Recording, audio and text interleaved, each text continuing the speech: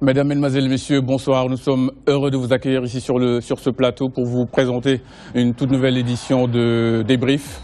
Donc Débrief spécial CAN ce soir. On va revenir largement sur le match du Sénégal aujourd'hui. Je suis en compagnie de Abdoulaye Camara, ancien international du Sénégal, 26 sélections de 80 à 86 et double vainqueur de la Coupe du Sénégal. Je suis également en présence de Papis Konaté, ancien professionnel qui a notamment joué au Havre et à Louan-Cuiseaux. Et vous êtes également directeur sportif à Aspire. Voilà, donc nous allons tout de suite vous proposer le menu. Nous allons parler donc de la première équipe qualifiée ce soir, c'est le Sénégal. Nous allons revenir sur le match de la Tunisie et de l'Algérie, le débrief maghrébin. Donc nous allons d'abord, avant de revenir là-dessus, vous montrer le résumé du match. Je ne sais pas si la régie peut nous envoyer tout de suite les images. On va revenir sur les...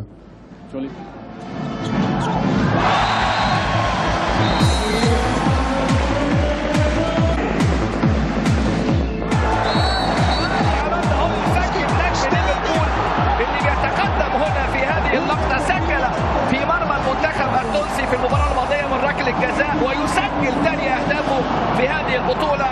وأليو سيسي أحد النجوم الكبار مع السنغال في وصافة 2002 وأيضا كأس العالم 2002 عندما خرجوا أمام تركيا. تاريخ كبير، لكن شوف هنا الضغطة والقطعة من اللاعب كيوتي عملها للمرة الثانية. وادي أمامنا هنري، وشوف بقى كيتا بالدي عاملها إيه بالسنتي والراجل جاي منطلق.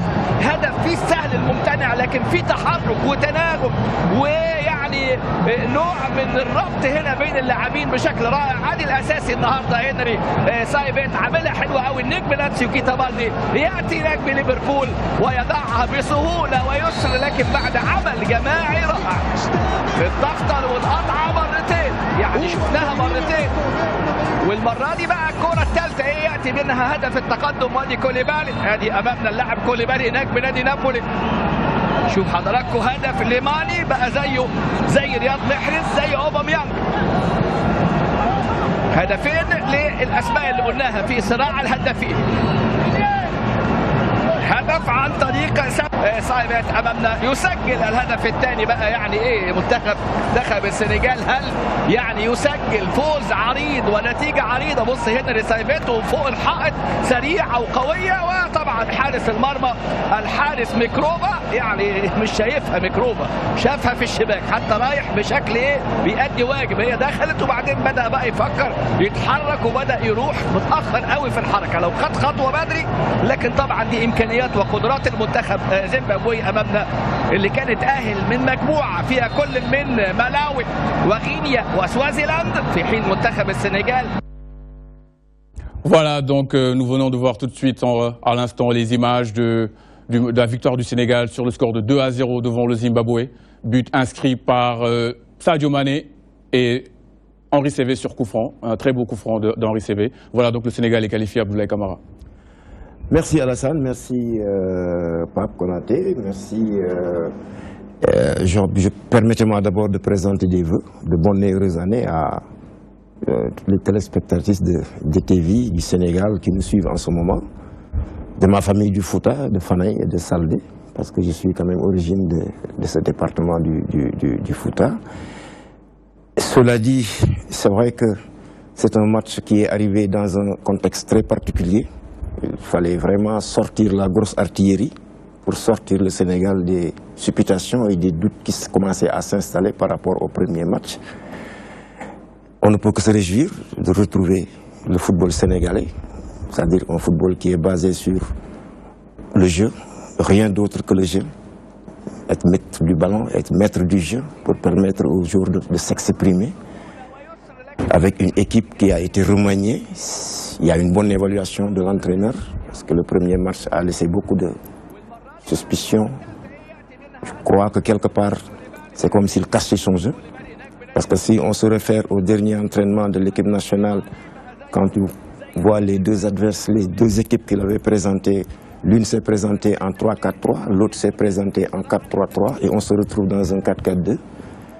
Il y a eu quelques confusions à ma connaissance, donc l'équipe n'a pas été à la hauteur par rapport au match contre la Tunisie.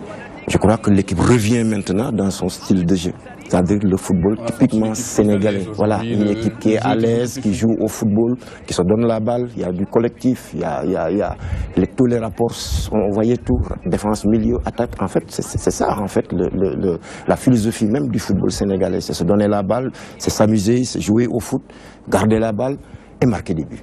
Papis, quel est le ressenti que vous avez? Vous avez, je pense, vous m'avez dit en off hier que vous voyez la Sénégal s'imposer aujourd'hui. Ah, bien sûr, moi, j'ai pas de doute par rapport à cette équipe du Sénégal. Donc, contre la Tunisie, on gagne 2-0 et tout le monde crie au scandale. Je sais pas ce que les Sénégalais veulent. Ils disaient que l'équipe n'a pas bien joué, alors qu'ils oubliaient qu'on avait en face une équipe maghrébine qui sont très, très difficiles à manier.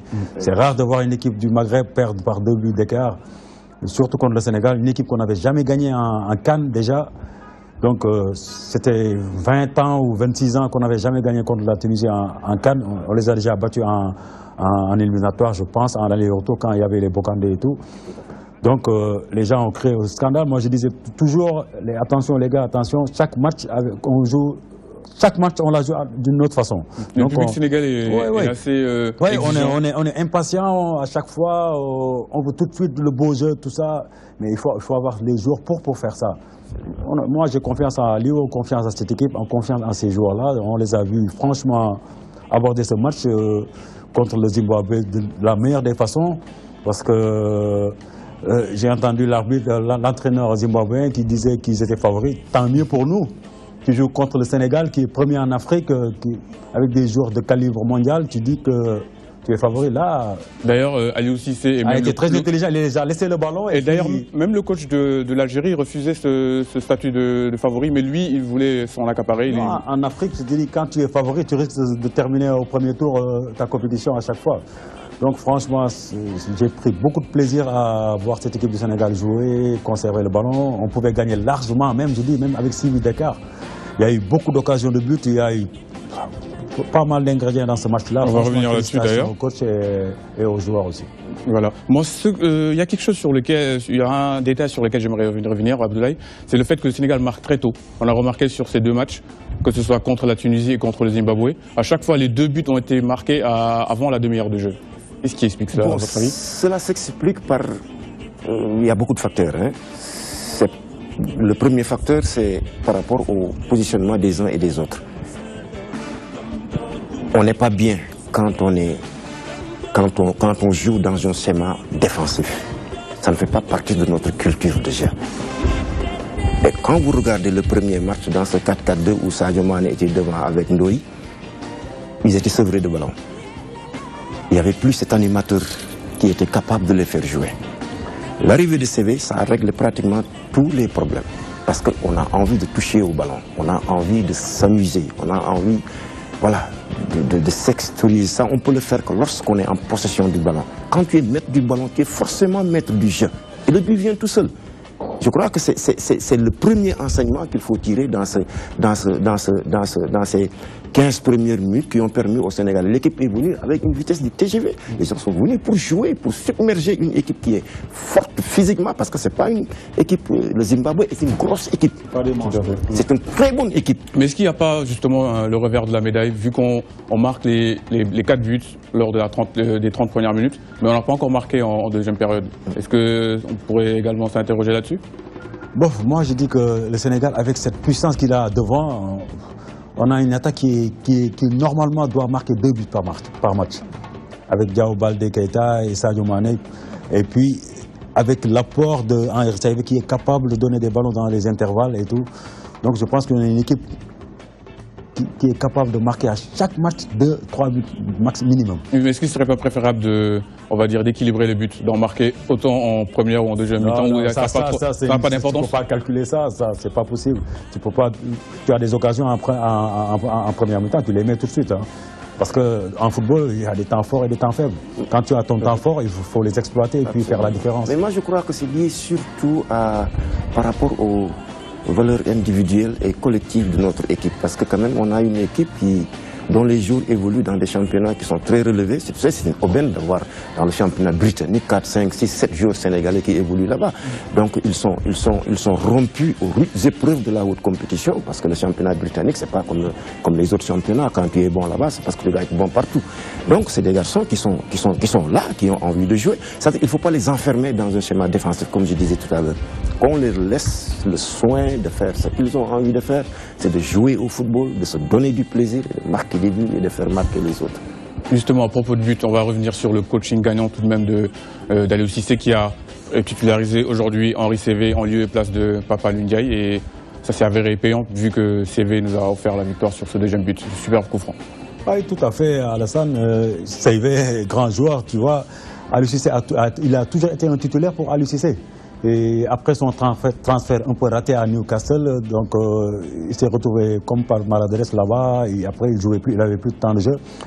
Ce qu'il a fait défaut pendant un bon moment. Donc quand il a retrouvé la compétition avec Saint-Etienne, c'est un joueur qui peut nous valoir beaucoup de satisfaction, parce que techniquement il est super doué. C'est un joueur qui est capable de faire à chaque fois la différence sur une passe ou sur une balle arrêtée. D'ailleurs, les grands matchs également. Oui, il était bon. Moi, j'aurais donné à Diao Baldé pour le motiver davantage. Donc, parce on met 2 hommes de match. Il a été beaucoup plus dangereux que Saivet, je pense. Il a donné 2 buts déjà. Et il en a raté pas mal aussi aujourd'hui. Ouais. En tout cas, la ligne offensive, les 3 de devant ont été décisifs. Enfin, je veux dire les 2, Diao Baldé et Sadio Mané. Par contre, Mambiram, il n'a pas encore marqué, il n'a pas encore fait de passe décisive. Est-ce que Aliou Cissé a raison d'insister avec Mambiram? Bon, il faut comprendre aussi, ça c'est la philosophie d'Aliou Cissé. Il a travaillé avec un groupe pendant presque 2 ans. 2 ans. Et c'est pas toujours évident de changer. Bon, ça c'est sa philosophie de jeu et du joueur. Il gère un groupe. En tout cas, il va rester dans sa moule et dans sa coquille. L'arrivée de Moussa Sow, c'est un plus. Je crois qu'il s'est même battu pour jouer la CAN par rapport à ses exploits, par rapport à les matchs qu'on a vus, parce qu'il avait envie de jouer. Parce que la CAN aussi, ça vous permet de revenir, pourquoi pas, parce qu'on cherche de l'argent, de gagner encore beaucoup plus d'argent quand vous explosez. L'envie de jouer est là, mais son choix se porte sur Mambiram. Mais c'est un bon secours d'avoir un Moussa Sow derrière. Donc il faut gérer tout ça avec beaucoup d'intelligence. Papis ne va pas vous contrôler parce que vous êtes un adepte de Mambiram, vous aimez sa combativité. Tout à fait, Alassane, tout à fait. Mambiram, il est dans le groupe depuis presque 2 ans, il travaille avec le coach, donc le coach lui fait confiance. Et ce que les gens n'oublient pas, il rate des occasions, mais les occasions, il faut les créer pour les rater aussi. Absolument. Et les gens oublient le travail défensif qu'il fait, et il pèse énormément sur les défenses adverses. Tout à fait. Tout à fait. Aliou Cissé, le connaissant, avec sa rigueur, il aime des joueurs comme ça. Donc, là, par exemple, là, on revoit le ralenti. Et il loupe une action, franchement, c'était décisif. Enfin, je veux dire, il aurait pu ouvrir le score. Enfin, au moins marquer le deuxième but sur cette action. Moi, je ne suis pas du tout surpris par son manque d'efficacité. Parce que même en club, il n'est pas très efficace en ce moment. Mais l'entraîneur le met quand même. Parce que sa combativité et sa détermination à chaque fois. Donc, c'est un joueur, il a la confiance de l'entraîneur. Nous, on a confiance à l'entraîneur, donc on laisse continuer son job. Je pense que tous les Sénégalais doivent être là. Mais tout à fait. C'est-à-dire, moi, je voyais juste dans le premier match, lorsqu'il est venu avec son 4-4-2, je voyais plutôt Mambiram Diouf et Moussa Sow devant. C'est ce que je voyais. C'est pas un peu trop offensif, un peu trop présomptueux face à la Tunisie quand même? Non, c'est par rapport au schéma tactique. Vous savez, les schémas tactiques sont en fonction des caractéristiques et des individus des uns et des autres. Donc, c'est un bon amalgame qui définit un bon choix tactique. Quand vous jouez en 4-4-2 avec 2 attaquants, vous mettez 2 numéros 9 de métier. Et on les a. Moi, je voyais plutôt Mambiram et Moussa Sow devant. Sadio Mané, on le décroche par rapport à ses qualités propres. C'est un bon animateur. Voilà, il est dans une forme éblouissante. On pouvait encore faire. Mais ça voudrait dire donc retirer Diao Baldé du 11? Non, on peut jouer en 4-4-2 avec Diao Baldé. Diao Baldé ici comme animateur.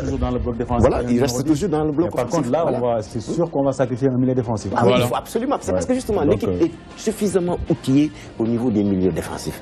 Notre force, c'est peut-être à ce niveau, parce qu'il y en a trop. Ils sont très bons dans la remontée du ballon. C'est-à-dire qu'il faut un animateur. C'est pourquoi l'arrivée de Saivet a fait éclater tout le monde par rapport à son potentiel offensif. Et ça, c'est important. Grande Vista, il voit le jeu, il lit bien le jeu.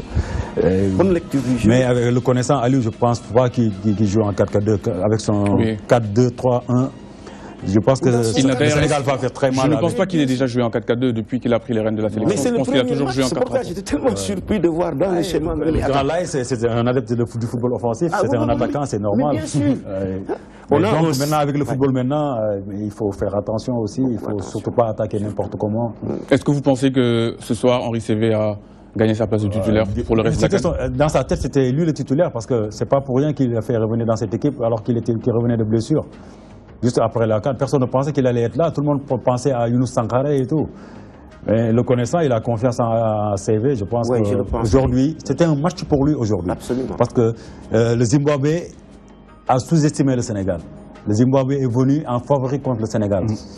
Donc c'est impensable. Le football, tu ne peux pas venir jouer contre le Sénégal, une équipe comme le Zimbabwe, pour dire que tu es favori contre le Sénégal. Parce qu'on avait l'impression que c'est eux qui sont les premiers en Afrique, parce que quand vous entendez les réactions des joueurs ainsi que du coach, ils disaient nous on n'a pas peur du Sénégal, on va venir battre le Sénégal.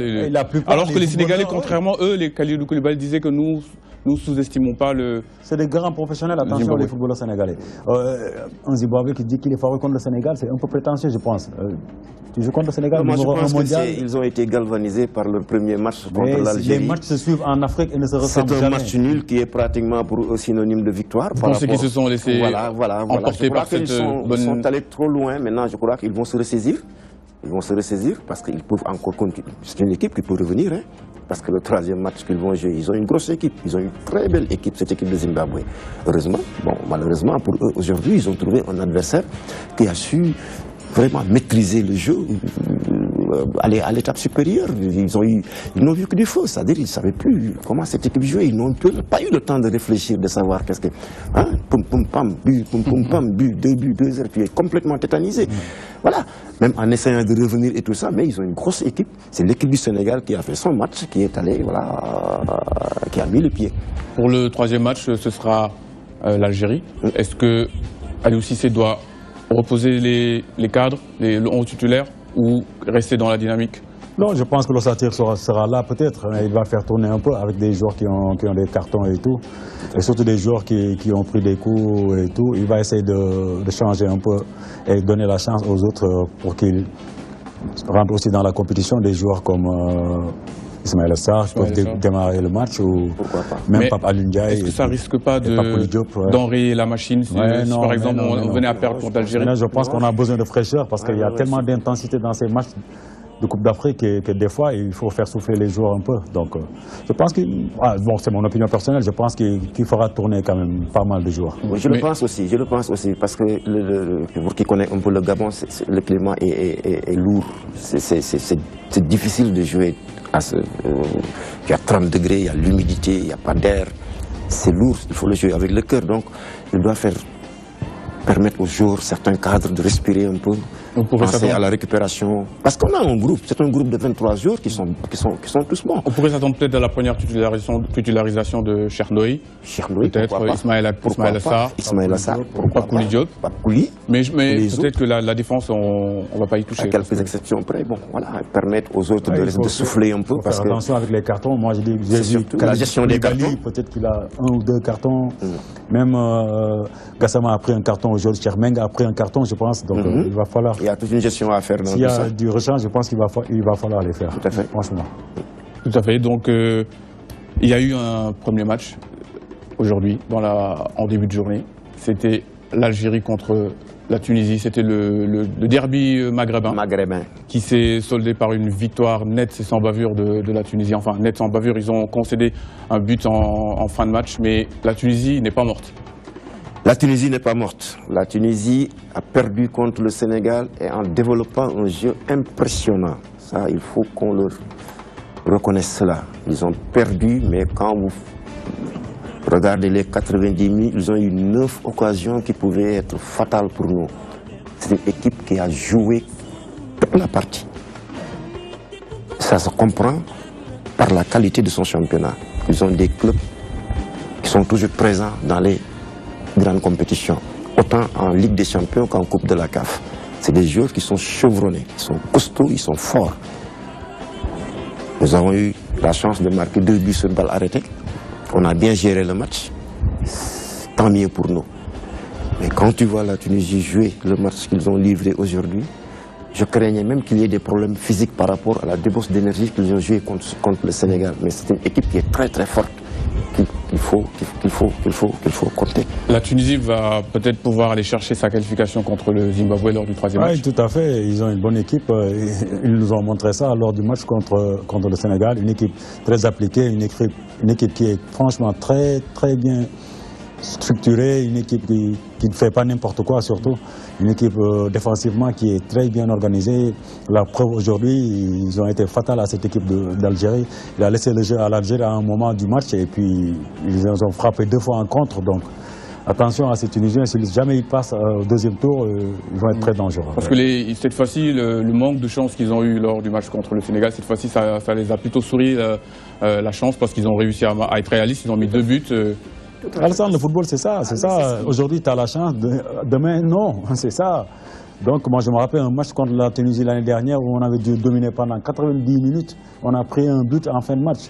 Alors, sur une pointe comme ça, l'attaquant qui marque, le Sénégal est crucifié là-bas. Donc, le football, c'est ça la beauté du football. Donc, dominer n'est pas gagner. Maintenant, le football, les gens investissent beaucoup de milliards pour des résultats. Donc, il faut que les gens savent que maintenant, c'est à la fin du match qu'il faut comptabiliser. Absolument. Donc, la Tunisie, en tout cas, a démontré que voilà, perdre un match n'est pas synonyme d'élimination. Ouais. C'est comme gagner un premier match, ce n'est pas synonyme de qualification. Donc, c'est une équipe qui avance progressivement, qui avance, qui monte en puissance. Par contre, l'Algérie est méconnaissable. L'Algérie, aujourd'hui, qui a eu une attaque en berne, ils n'ont pas su concrétiser.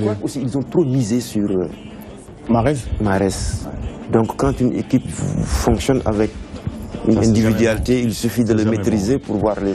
Je crois que Mahrez, il a été invisible aujourd'hui. Ah oui, tout à fait. Il a dit grand Abdoulaye, quand tu mises sur un joueur, voilà, alors que le premier match, tout le monde a vu que sur 2 balles, il a fait la différence.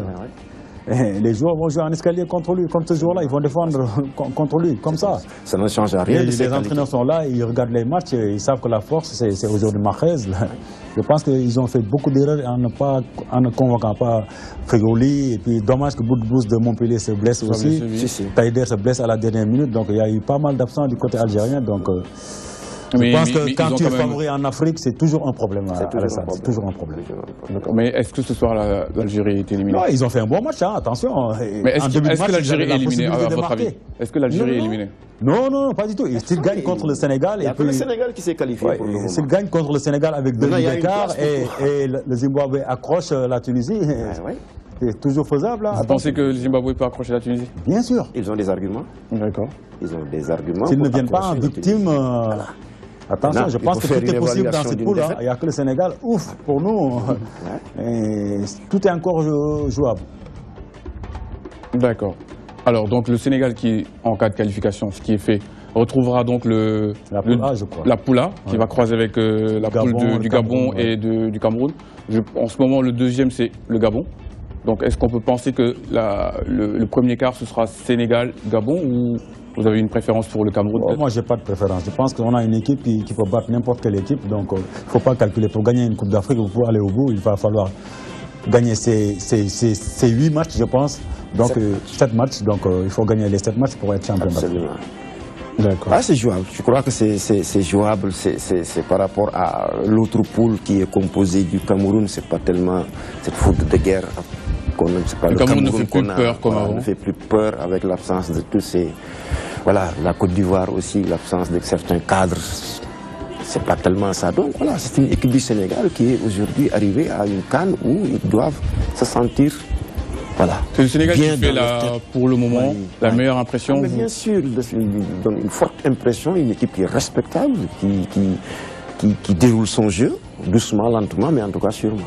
Meilleure attaque, meilleure défense, en 2 journées. C'est déjà pas mal. Donc maintenant, ils vont commencer à nous prendre au sérieux, attention. Je pense que c'est maintenant que ça va être beaucoup plus difficile pour nous, c'est maintenant que les équipes vont nous attendre, donc il va falloir être encore plus concentré et puis avoir tout le monde derrière cette équipe-là, derrière cet entraîneur, Aliou Cissé, pour arriver au bout.